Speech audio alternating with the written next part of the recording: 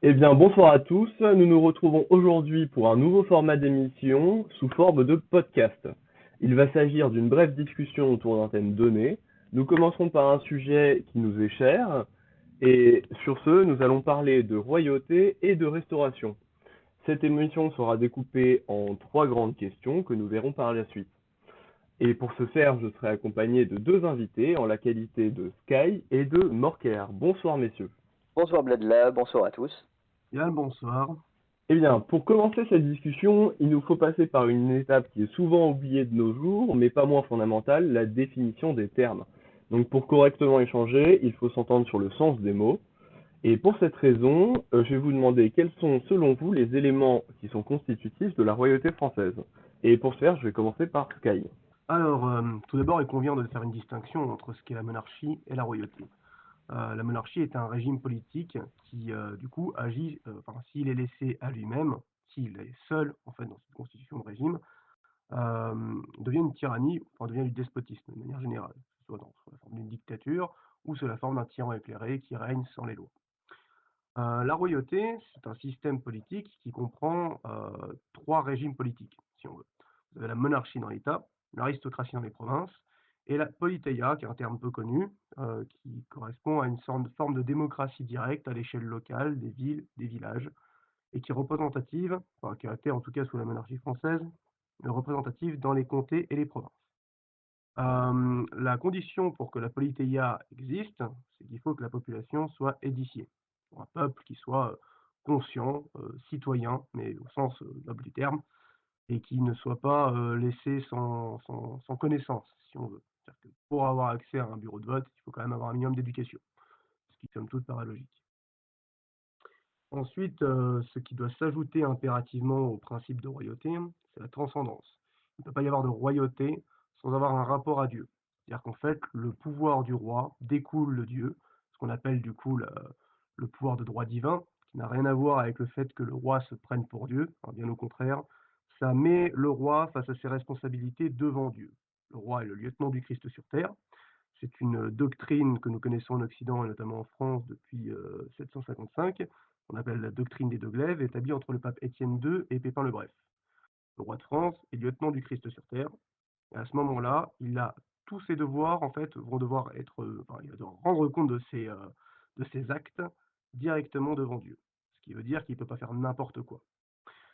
La transcendance, c'est vivre en accord avec les lois de Dieu, que sont les valeurs morales et vertueuses, lesquelles s'articulent entre la raison, la philosophie réaliste, et la révélation, les valeurs chrétiennes. Ok, très bien. Bah, merci pour cette vision. On en reparlera juste après. Morker, c'est à ton tour. Est-ce que tu peux nous exposer un petit peu ta vision des choses? Je trouve que Sky a été très exhaustif, mais je rajouterai un point qui m'est cher, c'est la triple donation qui est bien particulier à la royauté française, c'est-à-dire que le roi donne la France à Jeanne, qui la donne à Dieu et qui la rend au roi. Donc le roi reçoit sa couronne et son titre de Dieu lui-même. C'est important parce que, comme tu disais, Sky, la responsabilité du roi, elle est face à Dieu. Elle est face à son peuple, mais elle est aussi face à Dieu. Et il n'hérite pas ce trône de son père, mais il hérite ce trône euh, de quelque chose de bien supérieur. Voilà, pour rebondir sur ce que disait Morker, où effectivement le roi est également responsable devant son peuple. Peuple et roi ne font qu'un. En fait, il faut voir la royauté non pas comme un régime conventionnel qu'on peut avoir en Occident de manière générale, où il y a un monarque qui dirige et qui considère, on va dire, son peuple comme de simples sujets. On a un rapport filial avec le roi. On a du coup un père et une mère, qui sont du coup le roi et la reine, et les sujets sont un peu comme des enfants, d'une certaine manière. Les enfants, du coup, avec des grands frères, grandes sœurs, qu'on pourrait qualifier d'aristocrates, sur le principe, hein.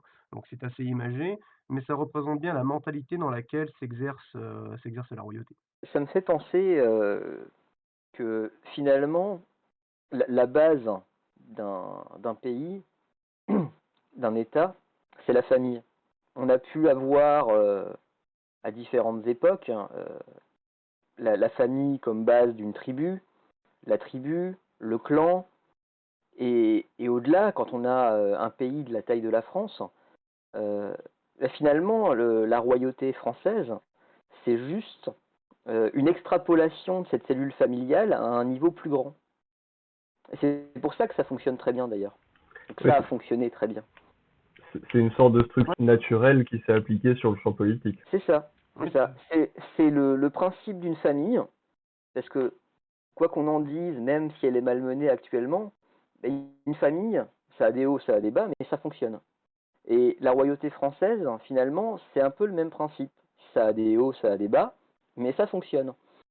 Et ça fonctionne parce que c'est calqué sur le modèle familial. Alors, c'est certes, il y a des grosses différences, mais il y a quand même des gros points communs, et c'est juste extrapolé à un autre niveau, tout simplement.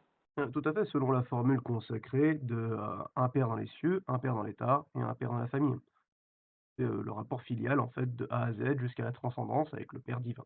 Donc maintenant que nous avons une idée quand même plus claire des différents éléments qui composent ce régime, est-ce que vous pourriez me dire l'intérêt que nous aurions à l'heure actuelle à restaurer ce système? On aurait beaucoup d'intérêt à restaurer ce système. Ça pourrait être long à développer, mais principalement, et alors là, je sais que nos auditeurs sont généralement des convaincus, mais j'ai envie de m'adresser à des gens qui nous écouteront peut-être pas. Euh, des gens qui souvent sont dans la rue, revendiquent plus de démocratie. Ben oui, ben sous une royauté, il y aurait plus de démocratie, en fait, mais au sens vrai du terme.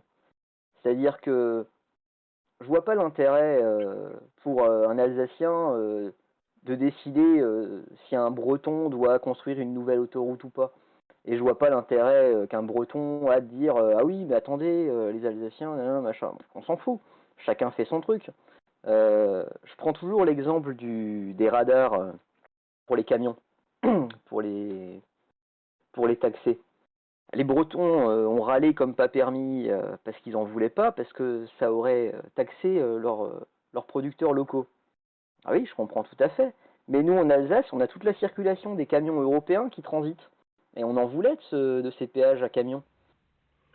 Pourquoi est-ce que on décide pas de ces choses-là localement? Pourquoi c'est pas le peuple, à un niveau local, qui décide de ce qu'il veut et de ce qui est bon pour lui? Et sous une royauté, ben on l'aurait eu ça. On aurait pu décider en Alsace de dire ah voilà, les camions, faut les taxer, mais sans obliger les Bretons à le faire, tout simplement. Donc Ça, c'est des intérêts qu'on a sous une royauté. c'est l'aspect de la décentralisation qui est important pour toi. Ben, en fait, je pense que c'est la décentralisation qui est le plus important aux yeux d'une majorité de gens. Parce que finalement, les gens, s'ils veulent plus de démocratie, on leur propose des démocraties ou des choses à un niveau national. Mais il faut se rendre compte qu'à un niveau national, d'un pays grand comme la France, la démocratie, elle est pas jouable. Elle est jouable sur des petits détails. Elle peut être jouable pour de la représentativité. Mais la représentativité n'est pas la démocratie.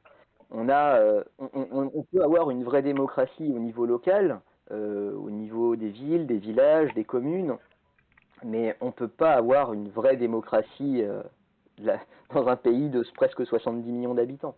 J'entends ce que tu dis, je vais juste rebondir avant qu'on passe à Sky, mais dans ce cas-là, je vais être un peu taquin, mais je vais poser la question suivante. Pourquoi ce ne serait pas applicable sous une république, ce genre de système décentralisé? La République, c'est un millefeuille. Il y a tellement de strates et de couches différentes que tout se bloque entre eux. On a des maires, on a des sous-préfectures, on a des préfectures, on a beaucoup de strates, on a un millefeuille bureaucratique qui fait que la démocratie est impossible. Alors que sous une royauté, il me semble que Sky l'a évoqué tout à l'heure en répondant à la première question, on a un pouvoir au niveau national qui est celui du roi et qui sert aussi à la politique étrangère. On a au niveau des provinces, des régions et éventuellement des départements un pouvoir aristocratique. On a un pouvoir démocratique direct et très fort au niveau local qu'on peut éventuellement aussi étendre et jouer sur deux plans au niveau régional avec des parlements de province et ce genre de choses. Donc en fait, on a 3 niveaux.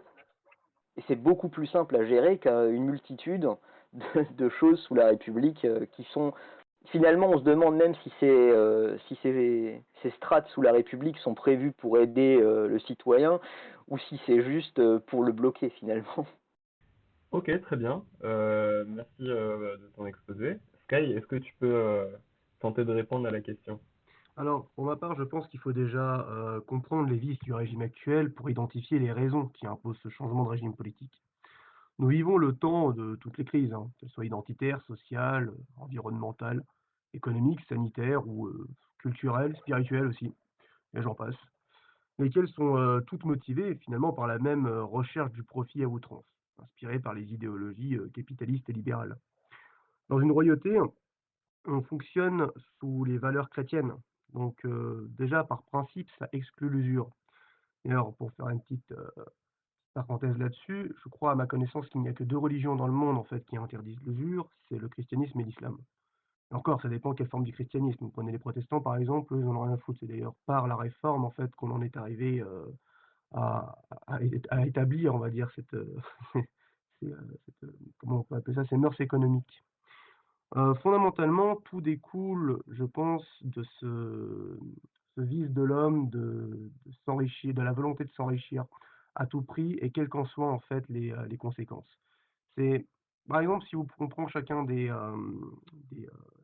chacune des crises que j'ai données, identitaires par exemple, sous une monarchie, sous une royauté, on aura en fait le roi qui sera le garant, si vous voulez, à la fois des libertés individuelles et collectives de la population et qui sera un symbole de référence en fait pour le peuple. C'est-à-dire qu'on aura un homme qui sera issu d'une longue lignée, une lignée en fait qui s'inscrit dans le temps, les âges en fait de notre patrie.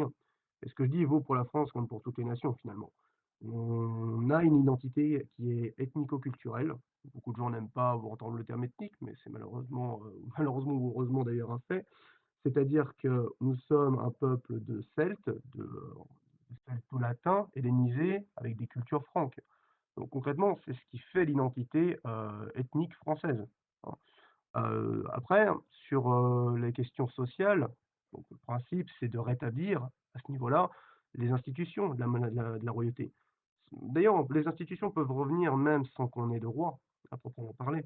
On va avoir un conseil de régence ou une espèce de chambre des pairs qui gère les affaires courantes le temps qu'un héritier émerge. Le principe de restaurer les grands piliers sociétaux, sociaux, c'est finalement de rétablir les ordres dans leur juste place.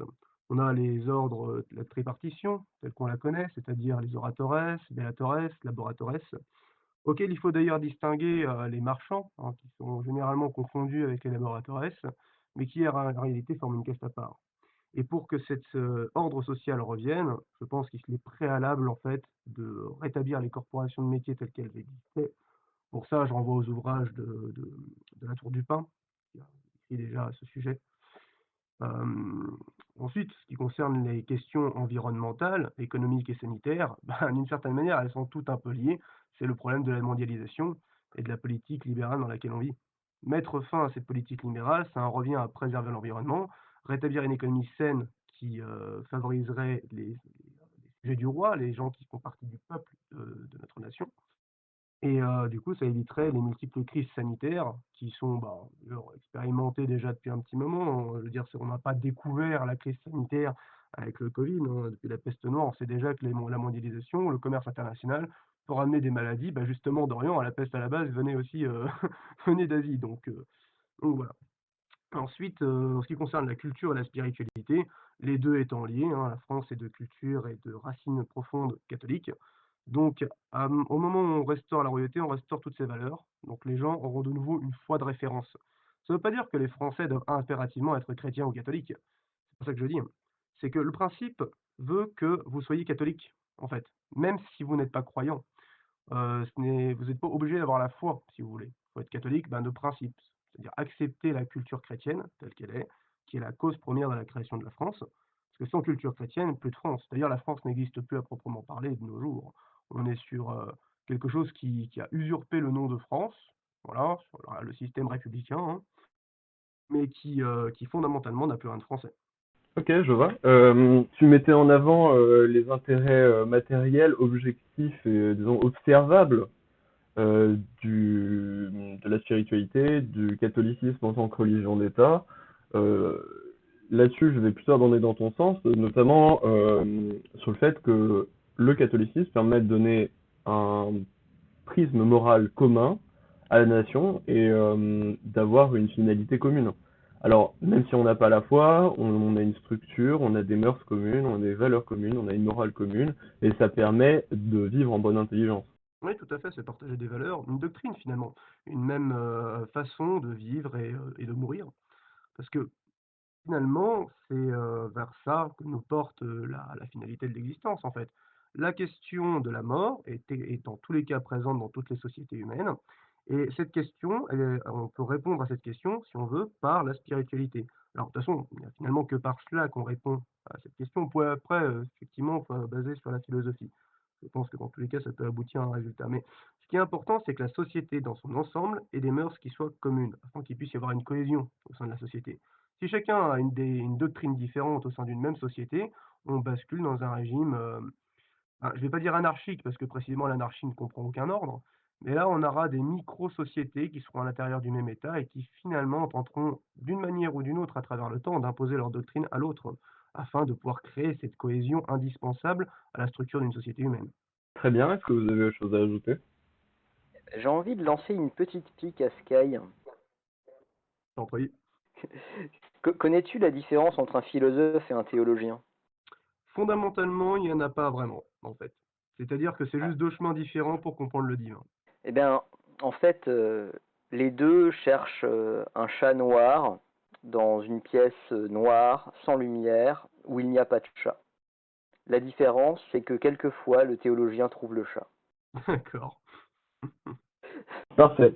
Ouais, Euh, Dans ce cas, on va pouvoir avancer à la prochaine et la dernière question qui nous intéresse. Donc maintenant, nous comprenons les bénéfices que peuvent engendrer une restauration. La question que doivent se poser nos auditeurs est comment cette restauration est-elle possible de nos jours? Alors nous n'allons pas vous proposer de solutions miracles, mais selon vous, quels seraient les moyens à mettre en place pour aller dans le sens de la restauration du régime royal? Comment? Vaste question. On pourrait faire une thèse dessus. Il y a deux solutions, par le haut ou par le bas. Par le haut, euh, c'est compliqué parce que il faudrait ressembler aux fruits pourris qu'on a envie d'enlever. Et je pense pas que ce soit une bonne solution. Et par le bas, ça veut dire qu'il faudrait qu'on soit plus nombreux. Mais, mais par le bas, ça veut aussi dire que ça commence avec nous. Ça commence par l'exemple. Ça commence par incarner ces valeurs qu'on vante à tour de bras. Ça commence par être ce qu'on voudrait, je pense. Et par l'exemple, les gens finiront par soit s'y intéresser, soit s'incarner aussi. Et on finira sûrement par être nombreux, je pense. Très bien. Donc, tu vas dans le sens de, il faut incarner ses idées, la société de l'incarnation, et portons à bras le corps ce que l'on pense. Bah, tout à fait, c'est-à-dire que on serait bien hypocrite si on s'évertuait pas à vivre ce qu'on prêche. Je pense que ce serait tout à fait illusoire et voué à l'échec si on avait de beaux et grands mots et qu'on disait voilà, il faut faire comme ci, il faut faire comme ça, puis qu'on le faisait pas. On passerait pour quoi? Il est vrai, il est vrai. Sans transition, Sky, quelle est ta vision des choses? Ah là, bah, pour ma part, je suis déjà tout à fait d'accord avec ce que dit Morker. Il est certain que le système est fait de telle sorte qu'une restructuration par le haut est quasiment impossible. Les moyens qui sont à notre portée sont assez limités, hein, mais pas inexistants. Logique, comme l'a dit Morker, et le plus naturel à mon sens, c'est de repartir du bas, de reconstruire des fondations, enfin, je vais prendre une image, une parabole, mais de reconstruire les fondations de notre maison commune, finalement, qui est le pays et qui est l'État. Donc ça passera par l'édification des masses, donc par l'exemplarité surtout. Je pense que c'est surtout à nous d'individus, en tant qu'individus, de nous édifier. C'est à vous qui nous écoutez de poser les bases de cette restauration. Et cela commence concrètement par le cumul de petites choses simples de la vie, hein. Ça commence par assumer son royalisme, si vous êtes royaliste, assumer votre catholicisme, si vous êtes catholique, faire preuve de bonté envers les gens qui vous entourent, tout en assumant au grand jour vos valeurs. C'est à travers vos actes, finalement, que les gens vont comprendre qui vous êtes, ce que vous représentez. Ensuite, une fois que vous avez commencé par assumer ce que vous êtes, vous regroupez avec des personnes qui partagent les mêmes valeurs, ces mêmes valeurs, et, et constituer des réseaux dans vos villes, dans vos départements. Et ensemble, œuvrer à l'échelle locale pour faire avancer les principes de vérité, d'honneur et de bien commun qui ont toujours été ceux de la royauté, qui sont les nôtres profondément. Les nôtres, le peuple a toujours recherché le bien commun. Et il faut simplement s'en référer toujours. Alors moi, j'utilise toujours cette grille de lecture aristotélicienne dans ma vie, qui est la recherche de la vertu. La vertu est un équilibre, un juste milieu entre un excès et un défaut. Et la recherche de l'amitié réelle, qui passe nécessairement par la vertu, qui est entre l'amitié d'intérêt, donc l'amitié de plaisance, et l'amitié du coup par la vertu. C'est cette amitié réelle en fait qui comprend les trois et que nous devons rechercher chez notre prochain. Alors, en nous regroupant avec des gens qui nous ressemblent, avec lesquels on veut vraiment vivre, on pourra reconstruire la société de demain. Le monde dans lequel on vit, nous le savons, va s'effondrer. On a tous le sentiment, en tout cas, on n'est pas devin, mais à un moment donné, quand on connaît l'histoire, on connaît les naissances et les morts des civilisations. Notre civilisation a déjà commencé à péricliter depuis un petit moment, en fait. Maintenant, il ne faut pas s'en alarmer, il faut simplement préparer le futur et commencer à construire aujourd'hui le monde de demain. Ce monde qui nous devons survivre finalement à ce monde de merde et le dépasser, hein. Et ensuite, nous pourrons reconstruire sur ces ruines. Eh ben, merci pour ces explications. Merci à vous deux pour votre participation à l'émission, qui aura été, je l'espère, constructive. Je vous remercie pour votre attention. Avant le mot de la fin, je vous rappelle que vous pouvez nous rejoindre sur notre Discord, le lien est dans la description. Si vous souhaitez vous investir dans le réel, vous pouvez intégrer un de nos cercles de gentilshommes. Là, nous sommes implantés dans plus d'une quinzaine de régions, si ma mémoire ne me joue pas de tour. Les informations sont sur notre site internet ainsi que sur le Discord, donc n'hésitez pas à nous rejoindre. Un dernier mot, messieurs? Morkia, je t'en prie. Merci pour cette charmante émission. Un petit café, c'est jamais de refus. Et au plaisir de vous revoir, messieurs. Moi, je dirais protégez la foi catholique, soyez royalistes par l'exemple et incarnez-vous. Parfait, pour ma part, je ne vous dirai qu'une chose, soyez royalistes.